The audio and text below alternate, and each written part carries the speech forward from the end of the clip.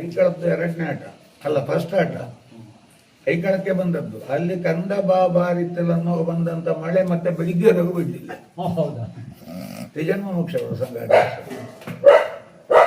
ನನ್ನಲ್ಲಿ ಬಂದು ಆನೆಗುಂಡಿ ಗಣಪಣ್ಣ ಇದ್ದಿರಲ್ಲ, ಅವರು 1 ವರ್ಷ ಇದಕ್ಕೆ RMSಗೆ ಮೆಡಿಕಲ್ ಲೀವ್ ಹಾಕಿ ಹಳೆಯ ಪ್ರಸಂಗಗಳನ್ನೆಲ್ಲ ಅಭ್ಯಾಸ ಮಾಡಲಿಕ್ಕೆ ಅಂತ ಕಠಿಣ ಮಾಡಕ್ಕೆ ಯಜಮಾನ್ರ ಹತ್ರ ಕೇಳಿ ಬಂದಿದ್ದಾರಲ್ಲ, ನರಸಿಂಹ ಭಟ್ರು ಗುರುಗಳಿದ್ದಾರಲ್ಲ.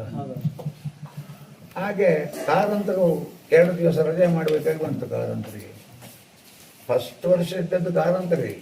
ಮೇಳ 3ನೇ ಮೇಳ ಸ್ಟಾರ್ಟ್ ಆದ ಪ್ರಾರಂಭದ ವರ್ಷ ಶಂಕರಣ್ಣ ಕಾರಂತರೇ ಇದ್ದದ್ದು ಬಾಬತ್ರ. ಆವಾಗ ಎಂತ ಮಾಡೋದು ಅಂತ ಹೇಳುವಾಗ ಇವರು ಆನೆಗೊಂಡಿ ಹೊರಗೆ ಅಂತ ಕುದಿಯದಲ್ಲಿ ಅವರು ಇದ್ದಾರಲ್ಲ, ಅವರನ್ನು ಅದಕ್ಕೂ ಅಂತ ಹೇಳಿದರು. ಮೈಯರಾಗ ಮ್ಯಾನೇಜರ್ ಯಾರು ಕರ್ಕೊಂಡು ಬರೋದು ಅವನು, ಅದು ನಾನು ಹೋಗ್ತೇನೆ ಅಂತ ಹೇಳಿದ್ರು. ಯಾರು ಆನೆಗೊಂಡಿಯಾರು ಕರ್ಕೊಂಡು ಹೋದ್ ನಾವು ಗುರುಗಳು ಕೈರಂಗಳ ಪೂಂಜರ ಗುರುಗಳು. ಅವ್ರು ನಿಜವಾಗಿ ಸ್ಕಾಲರ್. ಹೆಸರು ಕೇಳುವ ಇದು ಪ್ರಶ್ನೆ ಬೇರೆ, ಹೆಸರು ಉಂಟು ಅಂತ ಹೇಳುವ. ಆದರೆ ಯಕ್ಷಗಾನದಲ್ಲಿ ಭಾರಿ ಅಪರೂಪವಾಗಿ ನಾನು ನೇರವಾಗಿ ಎಲ್ಲರೂ ಇರುವ ಹೇಳ್ತೇನೆ. ಇಲ್ಲಿ ಬಾಬತ್ರಗಳಿದ್ದಾರೆ, ಅವರಂಥ ಕಲಾವಿದ ಇನ್ನು ಆಗೋದು ಕಷ್ಟ. ಅದಲ್ಲಿರಲಿಲ್ಲ ಬ್ರ್ಯಾಂಡ್ ಇದೆ. ಚೆಂಡೆ ಮದ್ದಳೆ ಭಾಗವತಿ ವೇಷವಾಗಿ ಅತಿಗಾಯ ಮಾಡಿದ್ದಾರೆ ಅವರು ಕಟಿಗಳಲ್ಲಿ. ಎಲ್ಲ ಗೊತ್ತಿತ್ತು ಅವರಿಗೆ. ಮೊದಲು ವೇಷದಾಗ ಹೇಗೆ ಇದ್ದದ್ದು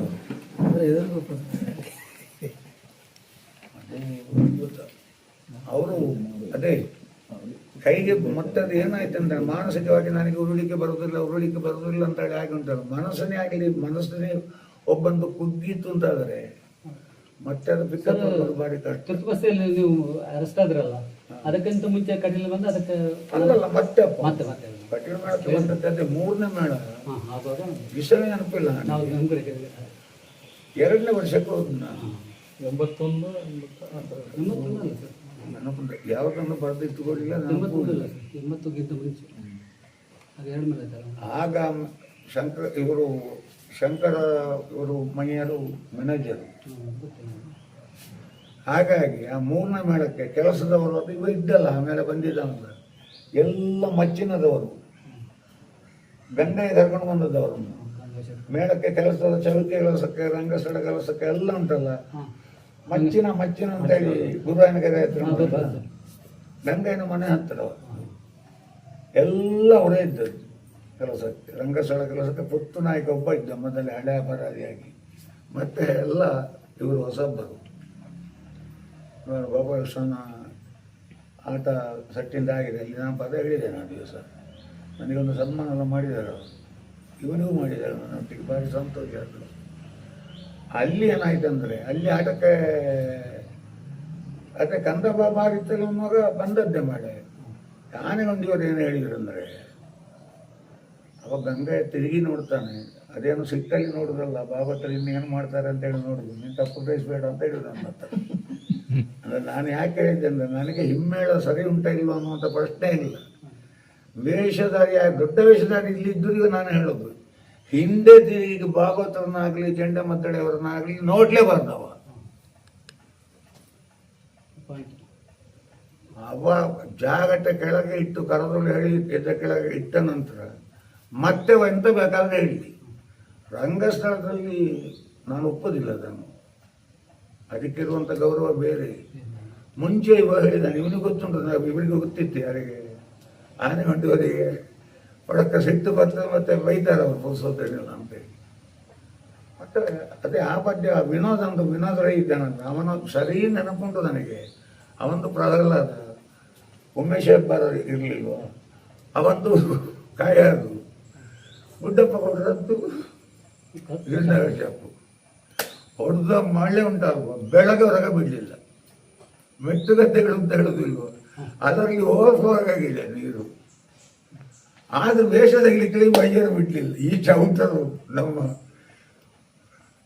ಕುಂಜತ್ತೂರಿನ ಸಂಜೆ ಚೌಟರು ಅಂತ ಇದ್ರು ಆಗ. ಅವ್ರು ನಮ್ಮ ಸೆಟ್ಟಲ್ಲಿ ಇದ್ದದ್ದು. ಭಾರಿ ಬಣ್ಣದ ವಿಷಯ, ಬಣ್ಣಗಾರಿಕೆ ಇದೆಲ್ಲ ಉದ್ಯಾವರ ಮಾಡ ಹೌದಪ್ಪ, ಅವರು ಅದು ಮತ್ತೆ ಪೋಖರಿ ಅವರು ಬೆಟ್ಟು ಮಾಡುವ ಜನ ಅವರು. ಮುಂಬೈಯಲ್ಲಿ ಮೌರ್ಯ ಸಂಜಯ್ ಶೆಟ್ಟಿಗೆ ತಂದಿದ್ದಾರೆ ಅವರು. ಇವರನ್ನು ಚೂರಿಸುವಾಗ ಮಾಡಿ ಹಾಕ್ತಿದ್ರು ಅವರು, ಯಾರು ಸಂಜಯ್ ಶೆಟ್ಟರು. ಅಷ್ಟು ತಾಕತ್ತಿದ್ದವರಾಗ ಹೆದರ್ಲಿಲ್ಲಲ್ಲ ಈ ಮನುಷ್ಯ. ಒಂದೇ ಊರಿನವರು ಅವರು. ತಯಾರಿ ಮಸ್ತರ ನಿನ್ನ ಐದು ಮಂದ ಗೋಡಿಪಾಯ ನೀ ಮಾತಂದ ಕೆರಪ್ಪ ಒಂದತ್ತ ಕೆತ್ತ ನನ್ನ ಜೋಪುದಿಲ್ಲ ರೀ, ನಿನ್ನನ್ನು ಬುಡಾಯರು ಅಂತೇನೆ ಅಂತೇಳಿ ಸಂಜೆ ಹತ್ರ ಹಿಡಿದ ನಾವು. ಅಷ್ಟು ಕಡಪ ಅವರು ಕುಂಭಕರ್ಣ ಮಾಡಿದ್ದು. ಈ ಮನುಷ್ಯ ಇದನ್ನು ತೆಗಿಬೇಕು ಅಂತ ಹೇಳಲಿಕ್ಕೆ ಮೈಯರು ಬಿಡುದಿಲ್ಲ. ದಾನೆನಿಕ ಮಾಡ್ತಾರ ಹುಳು ವರ್ಷ ಕೊಂಡು ಆಟ ಆಡಿ ಹೋಗ್ತಾರೆ. ಬೆಳಿಗ್ಗೆ ಮಳೆ ಬಿಡಲಿಲ್ಲ, ಮತ್ತೆ ಬೆಳಿಗ್ಗೆ ಇವ ಸ್ವಾಗತದಲ್ಲಿ ಮೈಯರನ್ನು ಬೈತ ತೆಗಿತಾ ಇದ್ದಾರೆ. ಮರುದಿವಸ ನಾಟಕ ಬಂದಿದ್ದಾರೆ, ಮರುದಿವಸ ಮತ್ತು ನಾಟಕ. ನಾನು ಯಾವಾಗ ತುಂಬ ವರ್ಷಗಳ ಹಿಂದೆ ನೋಡಿದ್ದೇನೆ ಅವರನ್ನು, ವಿಠಲ್ ಶೆಟ್ಟರನ್ನು ಮಾತಾಡಿದ್ದೇನೆ ಹಾಗೆ ಮಾತಾಡೋದು. ಆಗ ಸೀತಾರಾಮ್ ಶೆಟ್ಟರು ಬರ್ತಿದ್ರು, ವಿಠಲ್ ಶೆಟ್ಟರ ಹೆಂಡತಿಯ ತಂಗಿಯ ಗಂಡ, ಇಬ್ಬರು ಬರ್ತಿದ್ರು ಆಟದ ಹತ್ರಕ್ಕೆ, ಅಣ್ಣ ತಮ್ಮ. ಆಟದ ಹತ್ತಿರಕ್ಕೆ ಅವರು ಬರೆದು ಉಂಟಲ್ಲ ಪ್ರಸಾದ ತಗೊಂಡು ಹೋಗುವಾಗ ದೂರದಲ್ಲಿ ನೋಡುದು. ಹೌದು, ಅವರು ಹಿಂದೆ ಕೈ ಕಟ್ಟಿ ಅವರವರು ಅಣ್ಣ ತಮ್ಮ ಮಾತಾಡ್ತಾ ಆಟ ನೋಡ್ತಾ ಇದ್ದದ್ದು. ಅವರು ರಕ್ತ ಬೀಜನ ಪ್ರವೇಶ ಆಗೋಲ್ಲವರೆಗೂ ನೋಡಿದ್ದಾರಂತೆ ಆಟ. ಮತ್ತೆ ಮೈಯರಿಗೆ ಹೇಳಿ ಕಳಿಸಿರೋದು ಕೇಶವ ಅಂತೇಳಿ ಆಗ ಕಾರಣ ಡ್ರೈವರಾಗಿದ್ದು. 330 ನಂಬರ್ 82 ಕಾರ್ ಇದ್ದದ್ದು ಅವ್ರ ಹತ್ರ, ಹೆಲಿಮಠ ಹತ್ರ. ಅದಕ್ಕೆ ಡ್ರೈವರ್ ಇರದವರು ಅವರು ಕೇಶವ ಅಂತೇಳಿ, ಅವರು ಮೈಯರ್ನಲ್ಲಿ ಕೇಶವ ಅಂತೇಳಿ ಬಂದು ಮೈಯರ ಹತ್ರ ಗಂಟೆ ಬರ್ಪಡಿಸೋದಾಯ್ತು. ನಮ್ಮ ಹಿಂಬೇರು ನಮ್ಮಣ್ಣ ಒಂದು ಕಾರ್ ಅಂತಾರೆ. ಅವರಿಗೇನೋ ಅಸಮಾಧಾನ ಆಯ್ತು ಅವ್ರ ಹತ್ರ, ಕಾರ್ ಅಂತ ಇಂಥದ್ದಂತ ಗೊತ್ತಿಲ್ಲ. ಇದೇ ಹೇಳಿಕೆ ಪೇಪರ್ ಬಂದಿತ್ತು ಸರ್, ನಿಮ್ಮ ಸೇರಿಸ ಬಗ್ಗೆ ಅವರೆಲ್ಲ ಹೇಳಿದ್ದು. ನಿಮ್ಮ ಮಲ್ಪೇನೋ ಅಂತ ಹೇಳ್ತಾ ಇದ್ರು. ಹಾಗೆ ಏನು ಹೇಳಿದ್ರು ಅಂದರೆ, ಅದೇ ಮೈಯರು ಸಿದ್ದರಾಮಯ್ಯ ಅವರೇ ಮತ್ತೆ ಗುರುಗಳು ಕೇಳಿದ್ರೆ ಬಲ್ಲಿಂದ ತಾಂಡಾಕಲು ಧರ್ಮಸ್ಥಳ ಮೇಳ ನಾಟಕ ಅದು 2 ಜನ ಕಲಾವಿದರು ಮೇಳಕ್ಕೆ ಹೋಗ್ತಾನೆ ಇಲ್ಲತ್ತವು ಮಾಂತ್ರೆಲ್ಲ ಹೆಚ್ಚ ಅಮ್ಮೆಲ್ಲ ಕುರಿಯೆಲ್ಲ ಬಂದು ಹಿಂಗೆ ಇಲ್ಲವು, ಕಲ್ಲಾಡಿಲ್ಲ ಕುರಿಯೆಲ್ಲ ರಡ್ಡಿ ಇಲ್ಲಿಗೆ ಹೋಗಾಳ ಕೂಡ ಆತಜ್ಜಿ ಕೂತು ಕೇಳುವಂತ ರಾಮದಾಸ್ ಹೇಳಿದ. ಅವು ಏನು ಕೇಳಪ್ಪ ಅಂತ ಹೇಳಿದ್ರು ಯಾರು ನರಸಿಂಹಭಟ್ರು. ಮತ್ತೆ ಸತ್ಯ ಇದ್ದಲ್ವ, ಸತ್ಯನಿಗೆ ಕಲಾಗಂಗೋತ್ರಿಂದಾಗಿ ನನಗೂ ಸತ್ಯನಿಗೆ ಕಾಂಟ್ಯಾಕ್ಟ್ ಇತ್ತು. ಆಗ ಸತ್ಯ ಶಂಕರಮಯ್ಯರು ಆನೆಗೊಂಡಿ ಭಾವ ಗುರುಗಳು ಬಂದಾಗ ತಂದೆಯವರು ಹೇಳಿದ ಮಾತು ಪ್ರತಿ ಮಾತು ನೆನಪುಂಟು ನನಗೆ. ಕಟೀಲು ಮೇಳಕ್ಕೆ ನಾನು ಕಳಿಸಲಿಲ್ಲ ಅಂತ ಹೇಳುವುದಿಲ್ಲ. ಅವನ ದೊಡ್ಡ ತಂದೆಯು ಫಸ್ಟ್ ಹೊದ್ದು ಕಟೀಲು ಮೇಳಕ್ಕೆ ಹೋಗಲಿ, ಯಾವುದಕ್ಕೂ ಒಳಗೆ ಅಟ್ಟಿಗೆ ಹತ್ರ ಕೇಳಬೇಕು ನೀನು. ಅಂದರೆ ಅಟ್ಟಿಗೆ ಅಂದರೆ ವಿಠಲ್ ಶಾಸ್ತ್ರಿಗಳ ಹೆಂಡತಿ. ನಮ್ಮನ್ನು ಹೆತ್ತದ್ದು ಮಾತ್ರ ಅಮ್ಮ ಅಲ್ಲದೆ ಹುಡುಗಿ ಮನೆ ಅಂತೇಳಿ ನಿಮಗೆ ಇವತ್ತು ಉಂಟು ಅಂತಾದರೆ ಅದಕ್ಕೆ ನಮ್ಮ ದೊಡ್ಡ ಮಗ. ಅವರು ಇಲ್ಲಂತಾರೆ ನಮ್ಮ ಅಸ್ತಿತ್ವವೇ ಇರಲಿಲ್ಲ. ಆಗ ಅಷ್ಟು ಸುಧಾರಿಸಿಕೊಂಡು ಹೋಗಿದ್ದಾರೆ. ಲೈಟ್ ಕರೆಂಟ್ ಇಲ್ಲ ನೋಡಿ, ಚಿಮ್ನಿ ದೀಪ ಹಿಡಿದು ತೋಟದಲ್ಲಿ ಕಳವಾಗುವಂಥ ಸಮಯದಲ್ಲಿ ಹೋಗಿದ್ದಾರೆ ಅವರು ತೋಟಕ್ಕೆ. ಎಲ್ಲ ಕೆಲಸ ಮಧ್ಯಾಹ್ನ ಊಟ ಮಾಡುವಾಗ 3 ಗಂಟೆ ಆಗ್ತದೆ ಅವರು ಊಟಕ್ಕೆ ಬಾರದೆ ಅಮ್ಮ ಊಟ ಮಾಡುವ ಕ್ರಮ ಇಲ್ಲ, ಒಟ್ಟಿಗೆ ಊಟ ಮಾಡೋದು. ಕಾಲು ಹೀಗೆ ಉದ್ದಕ್ಕೆ ಇಟ್ಟು ಅಟ್ಟಿಗೆ ಹತ್ತೆ ಆದರೆ ಆದೀತು. ನನ್ನದೇನಿಲ್ಲ ಗೊತ್ತುಂಟಲ್ಲ ನರಸಿಂಹಣ್ಣ ಮೈಯರೆ ಅಟ್ಟಿಗೆ ಹತ್ರ ಕೈ ಅಂದರೆ ದೊಡ್ಡಮ್ಮ ಅಂತ. ಅದು ಆ ಮಾತು ಅದು ಅಲ್ಲಿ ಆ ದಿವಸ ಆದ ಮಾತುಗಾರಿಗೆ ಎಲ್ಲ ನೆನಪು ಉಂಟು ನನಗೆ. ನಾನು ಎಂಥದ್ದು ಯಾರ ಹತ್ರ ಎಂಥದ್ದು ಹೇಳಲಿಲ್ಲ. ದೊಡ್ಡಮ್ಮ ಅಂತಾರೆ. ಆಮೇಲೆ ನರಸಿಂಹಭಟ್ರಿಗೆ ಅದು ಎಲ್ರಿಗೂ ಗೊತ್ತಿರಲಿಕ್ಕಿಲ್ಲ. ಅವರಿಗೆ ಎಲ್ಲ ಬ್ರಾಹ್ಮಣರ ಮನೆಗೂ, ಈಗ ನಮಗೆ ಹತ್ತಕ್ಕೆಲ್ಲ ಶಿವಾಜಿ ಬ್ರಾಹ್ಮಣರ ಮನೆಯಲ್ಲಿ ಬಿಡೋದಾಗ್ತಿದ್ದದಲ್ವ, ಅವರಿಗೆ ಒಳಗೆ ಹೋಗುವಂಥ ಪರ್ಮಿಷನ್ ಇತ್ತು. ಎಲ್ಲಿ ಅಡಿಗೆ ಮಾಡೋದವರೆಗೂ. ಅಂದರೆ ಅವರ ಚಾರಿತ್ರದ ಮೇಲೆ ಏನು ಕಂಪ್ಲೇಂಟ್ ಇರಲಿಲ್ಲ. ಹಾಂ ಅಜ್ಜೆ ಬರ್ತಾರೆ, ಏನು ಅಜ್ಜ ಅಂಚವಲ್ಲಿ ಅಂತ ಇದರಲ್ಲಿ ಮಾತಾಡಿ ಎಲ್ಲ ಬಾಂಡೆ ಇದ್ದಿತ್ತು. ಮತ್ತು ತಮ್ಮ ಕಟ್ಟಿಲೆಲ್ಲ ಇದ್ದದ್ದಲ್ವ ಅವರು, ಅಲ್ಲಿ ದೋಸೆ ಇರ್ತಾ ಇದ್ದದ್ದು ದೊಡ್ಡಮ್ಮ. ಅಲ್ಲಿ ಹೋಗಿ ಗಂಗ ಕರ್ಕೊಂಡು ಹೋಯ್ತ ನೀನು ಮೇಳಕ್ಕೆ ಹಕ್ಕು ಆಗಾಡಿದ್ರೆ ಆಟಾಡ ನರಸಿಂಹಣ್ಣ. ನನಗೆ ಸಂತೋಷ ಮೇಳಕ್ಕೆ ಹೋಗಲಿ ಮನೆಯಿಂದ ಒಬ್ಬ. ಆದರೆ ಅವನ ನೋಡಿ ಬಿಡಿತು ನೀನು. ಹಣ್ಣು ಮತ್ತು ಕಟ್ಟೆಯನ್ನು ಇನ್ನ ಕೊಟ್ಟಿದ್ದೇನೆ, ಏನು ಬೇಕಾದ್ರೂ ಮಾಡು, ನಿನ್ನ ಇಷ್ಟ. ಅವನ ದೊಡ್ಡಪ್ಪ ದುಡ್ಡು ಮಾಡಲಿಲ್ಲ, ಇವನು ದುಡ್ಡು ಮಾಡಬೇಕು ಅಂದರೆ ನಾನು ಹೇಳೋದಿಲ್ಲ. ಆದರೆ ಕುಡಿಯದ ಹೆಸರಿಗೆ ತೊಂದರೆ ಬರಬಾರ್ದು. ಹಾಗೆ ಹೇಳಿ ಅದು ನಾನು ಇದ್ದೆ ಅಂತ ಹೇಳಿ ಕಟ್ಟೆ ಹೇಳಿದ್ದು. ಹಾಗೆ ಬಸವಳಿಗೆ ಸೇವೆಗೆ ಮತ್ತೆ ನಾನು ಮೊದಲೇ ಹೋಗಿದ್ದೇನೆ. ಆಗ ವಿಶ್ವಭವನ ಇತ್ತಲ್ಲ, ವಿಶ್ವಭವನದಲ್ಲಿ ಇದ್ದದ್ದು ಹೆಚ್ಚಾಗಿ ಕಲಾವಿದರನ್ನು ನೋಡದಿದ್ದರೆ, ಕಲಾವಿದರ ಕಾಂಟ್ಯಾಕ್ಟ್ ಆಗಿದ್ದರೆ ಬಡಕಬೆಳಿಗೆ ಬನ್ನಿ, ಅಥವಾ ಪೂರ್ವದಲ್ಲಿ ಸೀತಾರಾಮ ಶೆಟ್ಟರ ಮನೆ ಇತ್ತಲ್ವ, ಅಲ್ಲಿ ಬನ್ನಿ ಅಂತ ಹೇಳೋ ಕ್ರಮ ಇಲ್ಲ. ಬಡಕಬೆಳಿಗೆ ಬರಬೇಕು ಅವರು ಕಲಾವಿದರು ಭೇಟಿ ಆಗಬೇಕಿದ್ದರೆ. ಇಲ್ಲಂದರೆ ವಿಶ್ವಭವನ ಅಲ್ಲಿ ಹೀಗೆ ಬರಲಿಕ್ಕೆ ಇಷ್ಟೊಂದು ಸಾರಿಗೆ ಅಲ್ಲಿ ಬನ್ನಿ, ಇಲ್ಲಿ ಒಂದು ಸಿಗ್ತಾರೆ ನಿಮಗೆ, ಮಾತಾಡಿ ಮಾತಾಡ್ತಾರೆ ಅಂತೇಳಿ. ಮೈಯರೆಲ್ಲ ಇರಲಿಲ್ಲ, ನಾನು ಒಬ್ಬ ಹೊರಗಣ್ಣ ಇದ್ದರು ವಿಶ್ವಭವನದಲ್ಲಿ. ನಾರಾಯಣ ಮಾಸ್ಟರ್ ಇದ್ದರು. ನಾನು ಶಾಸ್ತ್ರ ಬರ್ತೇನೆ ಏರ್ಪಂಚ್ ಅಂತ ಹೇಳಿದರು ಹೊರಗಣ್ಣ ಅಂತ ಮಗನ. ಓಕೆ, ನಾನು ಅವರು ಕೂತುಕೊಳ್ಳಿ ಅಂತ ಹೇಳಿದ್ರೆ ನಾನು ಕೂತುಕೊಳ್ಳಿಲ್ಲ. ಅಂದರೆ ನೀವು ಅವರ ಕಾಂಟ್ಯಾಕ್ಟಲ್ಲಿ ಇದ್ದಿರೋ ಗೊತ್ತಿಲ್ಲ, ಅವರ ಮುಖದಲ್ಲಿ ಉಂಟಲ್ಲ ಒಂದು ಮನುಷ್ಯನನ್ನು ಸೆಳೆಯುವಂಥ ಶಕ್ತಿ ಇತ್ತು ಅವರಿಗೆ. ಶೆಟ್ಟಿ ಅವರು ನಿಮ್ಮನ್ನು ನೋಡಿದ ಕೂಡಲೇ ಉಂಟಲ್ಲ, ನೀವು ಇಂಥ ವ್ಯಕ್ತಿತ್ವ ಅವರು ಹೀಗೆ ಮಾಡ್ತೀರಿ ಅಂತೇಳಿ ಬರ್ದಿದ್ದಾರೆ ಅವರು. ಆ ರೀತಿ ಇತ್ತು ಅವರಿಗೆ. ಎಷ್ಟು ಪಾಪದವಾಗಲಿ, ಎಷ್ಟು ಶ್ರೀಮಂತ ಆಗಲಿ, ನೋಡಿದ ಕೂಡಲೇ ಹೇಳಿದರು ಹಾಯ್ ಹೆಂಚಿಪುನ ಏನೋ ಇವತ್ತ ಇವ ಕೂಗಿದ. ಅದು ಮತ್ತೆ ಹೇಳ್ತೇನೆ, ನಿನಗೆ ಗಂಟಲು ಬಿತ್ತುಂಟಲ್ಲ, ಇವ ಬಡ ಆಗಿದ್ದಾನೆ. ಹೌದು. ಆಗ ಭಾಸ್ಕರ ಅವರು ಅಂತೇಳಿ ಹಳೆ ಬಸ್ ಸ್ಟ್ಯಾಂಡ್ ಉಂಟಲ್ಲ, ಅಲ್ಲಿ ಮಾಡಿದೆ ENTಗೆ ಹೈಯೆಸ್ಟ್ ಡೈರೆಕ್ಟರ್ ಅವರು ಮಂಗಳೂರಲ್ಲಿ. ಅಲ್ಲಿ ಕರ್ಕೊಂಡು ಹೋದೆ. ಮತ್ತು ವಿಠಲ್ ಶೆಟ್ಟರದ್ದು ಅವರಿಗೆ ಪರಿಚಯ ಇತ್ತು. ಈಗ ಕಠಿಣ ಮಾಡೋ ಒಟ್ಟಾರಂತಿಗೆ 10 ದಿನ ರಾಷ್ಟ್ರ ಮಾಡ್ಕೊಂಡು ಸರಿ ಆಗ್ತದೆ ಅಂತೇಳಿ. ಹಾಗೆ 15 ದಿನ ರಾಷ್ಟ್ರ ಮಾಡಲಿಕ್ಕೆ ಇತ್ತು ನನ್ನ ಹತ್ರ. ಬಂದದ್ದು ಬಜ್ಜಾಗಿವ ಆ ದಿವಸ ವಿಠಲ್ ಶೆಟ್ಟರ್ ಇದ್ದು ರಜೆ ಮಾಡ್ತು. ಮೊದಲಿಂದ ನನ್ನ ಹೇಳಿ 2ನೇ ಬಜ್ಜಕ್ಕೆ ಇದು ಇಲ್ಲ, ಹೋಯಿತು. ಇವ ಅಲ್ಲೇ ಅರ್ಥ ಕೂತದ್ದು. ನಾನು ಸಾಯ ಗುರುಪುಣ ಹೋಗೋದಾರೆ, ನಾನು ಇದು ಮಾಡ್ತಾ ಇದ್ದೆ ಕೂತ್ಕೊಂಡು. ನಾವು ಸ್ವತಃ ಭಾಸ್ಕರ ಹೇಳಿದ್ರು ಏನು ಡಾಕ್ಟ್ರು ಪುನಃ ಬೇಟೆ ಡಾಕ್ಟ್ರ್ ಇದ್ದಂತೆ ಜಯ ಗುರುಪುಣ ಇರೋರ ಗೋಪಿನಾಥ ತಂದುಕೊಳ್ಳೆ ಭಯಪ್ಪೇ ಇಲ್ಲ. ಗೋಪಿನಾಥ ಭಾರಿ ಹಳೆ ಡಾಕ್ಟ್ರು, ಹಳೆ MBBS, ಈಗಿನ MBBS ಅಲ್ಲ. ಅಲ್ಲಿರೋದು ಏನು ಈಗೀಗ ಅವನಿಗೆ ಗೋಪಿನಾಥ ಟ್ರೀಟ್ಮೆಂಟ್ ಮಾಡಿ 15 ದಿವಸ ರೆಸ್ಟ್ ಕೊಟ್ಟು ಇದು ಬಂದ. 22ನೇ ಪದ ಹೇಳಲಿಕ್ಕೆ ಆಗೋದಿಲ್ಲ ಅವನಿಗೆ. ಅದಕ್ಕೆ ಸೋಪು ನಟ್ಟು ಉಂಟಲ್ಲ ಅಂತ ಹೇಳಿದರು. ನಾನು ಗೊತ್ತಾಯ್ತು. ಎಂಥದ್ದು ಗೊತ್ತಾಯ್ತು ಹೇಳಿ ಅಂತ. ನೊರೆಕಾಯಿ ಅಲ್ಲೋ ಅಲ್ಲೇ ಅದರ ಬೀಜವನ್ನು ನಿಂಬೆ ಹುಳಿ ರಸದಲ್ಲಿ ತಡಿಬೇಕು, ತಡೆದು ಇಲ್ಲಿ ಒಂದು 10 ಮಿನಿಟ್ ಇಟ್ಟುಕೊಳ್ಬೇಕು. ಇವತ್ತೇ ಹೇಳ್ಬೋದು ಅಂತ ಹೇಳಿ 10 ಮಿನಿಟಿಂದ ಹೆಚ್ಚು ಇಟ್ಟರೆ ಇಲ್ಲಿಂದ ಶಿಫ್ಟ್ ಹೊಡೀತು. ಅದೇ ಮಾಡಿದ್ದವ. ಆಮೇಲೆ ಅವನ ಹೊರ ಹೋಗುವಂಥ ಪ್ರಶ್ನೆ ಇಲ್ಲ. ಅದೇ ಮದ್ದು, ಇದೇ ಮೈಯಾಳಿ.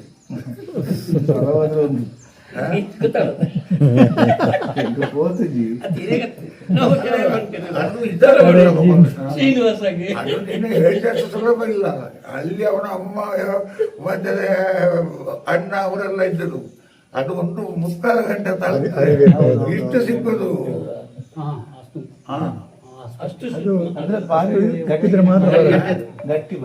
ಭಾರಿ ಗಟ್ಟಿ. ನಮ್ಮ ಈ ಬುಳಿಗಟ್ಟೆ ಅಂತ ಇದೆಂದರೂ ಗಟ್ಟಿ. ಉಳಿಕಟ್ಟೆ ಅದು ಸ್ವಲ್ಪ ನೀರಲ್ಲಿ ಇದು ಏನು ಮಾಡಿದಾಗಲಿಕ್ಕಿಲ್ಲ. ತುಂಬ ಹೊತ್ತು ತಂದ್ರೆ ಇಲ್ಲಿ ಒಂದು ವರ್ಷ ಬರಲಿಕ್ಕೂ ಸಾಕು. ಅದು ಮದ್ದು ಮತ್ತೆ ಅದೇ ಮದ್ದಲ್ಲಿ ಗುಣ ಅವನಿಗೆ ಕೇಳಿ 2 ದಿವಸ 3 ದಿವಸ ಅಷ್ಟೇ. ಅದೇ ಅದೇ ಗೊತ್ತಾಗ್ಬೋದು ಏನು ತೊಂದರೆಲ್ಲ ಅಂತ ಹೇಳಿದ್ದಾರೆ. ಹೋಗ್ತದೆ ಅದು. ಇವರಿಗೆ ಭಾಸ್ಕರ ಅವರಲ್ಲಿ ಓದಬೇಕು ಅಂತ ಹೇಳಿ ಅಂತ ಗೋಪಿನಾಥರವರು ಮತ್ತೊಂದು ಸರದ ಮತ್ತೊಂದು ತರಲಿಲ್ಲ ಅಂತ ಅವರು. ಹಾಗೆ ಅಲ್ಲಿಗೆ ಬಂದವರು ಎಲ್ಲ ಮಾತಾಡಿ ಇಲ್ಲಿ ಬಂದು ದೊಡ್ಡ ಮಾತಾಡಿ ನಮ್ಮದು ಪ್ರಯಾಣ ಆಯಿತು ಕಟೀಲುವಾಡ ಇದಕ್ಕೆ. ಅಲ್ಲಿ ಈಗ ಅಡ್ವಾನ್ಸ್ ದಾನ ಕೊಡೋ ನನಗೆ ಅಡ್ವಾನ್ಸ್ ಅಂತ ಎಂಥದ್ದಂತ ನನಗೆ ಅಂತ ಗೊತ್ತಿತ್ತು. ಮೇಲದ್ದು ಈಗಲೂ ಗೊತ್ತಿಲ್ಲ ನನಗೆ. ಸತ್ಯ ಸಂಗತಿಗಾರೆ ನೀವು ಈ ಪದ್ಯವನ್ನು ಹೇಳಿ ಅಂತ ಹೇಳಿರುಂಟಲ್ಲ ಪೂರ್ವರಂಗದ್ದು ಪುಸ್ತಕ ಇದ್ದರೆ ಮಾತ್ರ ನನಗೆ ಹೇಳ್ಬೋದು, ಇಲ್ಲದೆ ಹೇಳಲಿಕ್ಕೆ ಸಾಧ್ಯ ಇಲ್ಲ. ನಾನು ಕಲಿಯೇ ಇಲ್ಲ ಪೂರ್ವರಂಗ, ನಾನು ಇಲ್ಲಿವರೆಗೇನು ಹಾಗೆ ಅಂತೇಳಿ ಇವರು ಹೇಳಿದ್ದನ್ನು ಕೇಳಿದ್ದೇನೆ. ಹಾಗಾಗಿ ಬಾಯ್ಪಾಠ ಬಾರದಿದ್ದರು ಪುಸ್ತಕ ನೋಡಿ ಅವರು ನನಗೆ ಹೇಳ್ಬೋದು, ಇಲ್ಲದೆ ಹೇಳಲಿಕ್ಕೆ ಸಾಧ್ಯ ಇಲ್ಲ. ಅದು ಕಷ್ಟ ಉಂಟದು ಅದರ ಇದು ಅದೆಲ್ಲ ಮುಂದೆ ಆಟದಲ್ಲಿ ಬರುವುದು. ಪೂರ್ವರಂಗವೇ ಮುಂದೆ ಆಟದಲ್ಲಿ ಇದಾಗುದು, ಅದೇ ತಾಳಗಳು ಅದೇ ಇದರಲ್ಲಿರುವುದು. ಹಾಗೆ ಅದು ಅವ್ರಿಗೆ ಗೊತ್ತಿತ್ತು, ಯಾರಿಗೆ ದೊಡ್ಡ ಮಟ್ಟಿಗೆ ಗೊತ್ತಿತ್ತು ನಾನು ಪೂರ್ವರಂಗ ಕಲಿಯಿಲ್ಲ ಅಂತೇಳಿ. ಅಡ್ವಾನ್ಸ್ ಅಂತ ಗೊತ್ತಿ ನನಗೆ ಎಂಥದ್ದು ಹೇಳುವ ಅವ್ರು ಅಡ್ವಾನ್ಸ್ ಅಂತಾರೆ ಎಂಥದ್ದು ಗೊತ್ತಬೇಕಲ್ಲ. ಮತ್ತೆ ಕೊರಗಣ್ಣ ಇದೇ ಈಗಿನ ಮೇಲೆ ಯಜಮಾನ ಇದ್ದಲ್ಲ, ಇದೇ ಕೊರಗಣ್ಣ ತಂದು ಕೊಟ್ಟದ್ದು ನನಗೆ. ಯಜಮಾನ ಬರವಾಗಿ ಈಗಿನ ಯಜಮಾನ ಗೊತ್ತದ್ದು ಅಂತೇಳಿ ನನಗೆ ಅವರಿಗೆ ಮುಂಚೆ ದೋಸ್ತಿತ್ತದು ಪ್ರಶ್ನೆ ಬೇರೆ ಅಂತ. ಒಂದು 3-4 ತಿಂಗಳವರು ಇಲ್ಲೇ ಇದ್ದರು ಮನೆಯಲ್ಲಿ ನಮ್ಮಲ್ಲಿ ಪೂಜೆಯಲ್ಲಿ. ಹೊರಗಡೆ ತುಂಬ ಆ ಸಮಯದಲ್ಲಿ ಅವರಿಗೆ ಹಾಗಾಯಿತು. ಬಿಡು ಒಂದು ಮನುಷ್ಯನಿಗೆ ಏರಿ ಇದ್ದದ್ದಲ್ವ. ಹೊರಗಡೆನೇ ಗೊತ್ತದ್ದು 6,000 ರೂಪಾಯಿ ಕೊಟ್ಟಿದ್ದಾರೆ ಆಗ. ಅದು ಕೊಟ್ಟದವರು ಯಜಮಾನರು. ಮತ್ತೆ ಕಾಫಿ ಚಾ ಎಲ್ಲ ಕೊಡೋದು ಎಲ್ಲ ನಿಮ್ಮ ಸೌಕರ್ಯಕ್ಕಿಂತ ಸೇವೆ ಉಂಟು ಬರಲಿ ಅಂತೇಳಿ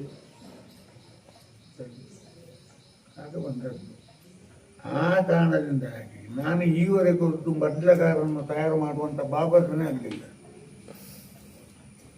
ನನಗೆ ಹೇಳಲಿಕ್ಕೆ ಶಂಕರನ್ನ ಹೇಳ್ತಾರೆ, ಎಲ್ಲರೂ ಹೇಳ್ತಾರೆ ನೀವು ಇದು ಮಾಡಿದ್ದು ನೀವು ಇದು ಮಾಡಿದ್ದು ನಮಗೆ ಸ್ಕೋಪ್ ಕೊಟ್ಟು ಮೇಲೆ ತಂದಂತೇಳಿ. ಆದರೆ ನಾನು ಒಪ್ಪಿಕೊಳ್ಳೋದಿಲ್ಲ ಅದನ್ನು ಅಂತೇಳಿ. ಆಗೆಲ್ಲ ನಾನು ದಿಟ್ಟ ಬಾರಿಸಿದ್ದೇನೆ. ನರಸಿಂಹ ದಿಟ್ಟ ಬಾರಿಸಿದಂಥ ಜಾಗಟ ಬರೀತಿದ್ದದ್ದು. ಎಲ್ಲಿ ದಿತ್ತ ಎಲ್ಲಿ ಇದ್ದು ಅಂತ ಗೊತ್ತಿಲ್ಲಲ್ಲ, ಎಂಥದ್ದು ಗೊತ್ತಿಲ್ಲ. ಈಗ ಗೊತ್ತುಂಟಂತ ಕೇಳಿದ್ರೆ ಅದು ಈಗಲೂ ಗೊತ್ತಿಲ್ಲ. ನಿಮಗೆಲ್ಲ ಗೊತ್ತಿದ್ದು ನನಗೆ ಗೊತ್ತಿಲ್ಲ. ನೀವು ನಮ್ಮನ್ನು ತೋರಿಸಬೇಡಿ, ನಿಮ್ಮನ್ನು ನಾವು ಕಲಿಯೋದಿಲ್ಲ. ಹಾಗೆಂತೇಳಿ ಮೊಟ್ಟೆ ಕೊಡುವಾಗ ಹೇಳಿದಾರಂತೆ. ಹಾಗೆ ಮನಸ್ಸಿಗೆ ತಾನಂತ ಹಾಕೊಂಡು ಬೇಜಾರು ಹಾಕೊಂಡು ಲೆಕ್ಕ ಮಾಡ್ತಾನೆ ನಿಗಳು ಮೇಡದ್ದು ಹೋಗು ಅಂತ ಹೇಳಿದಾರಂತೆ. ಕನ್ನಡ ಬರ್ಪಣೆ ಬರ್ತಿದ್ವಿ ಯಾರು ದೊಡ್ಡವರು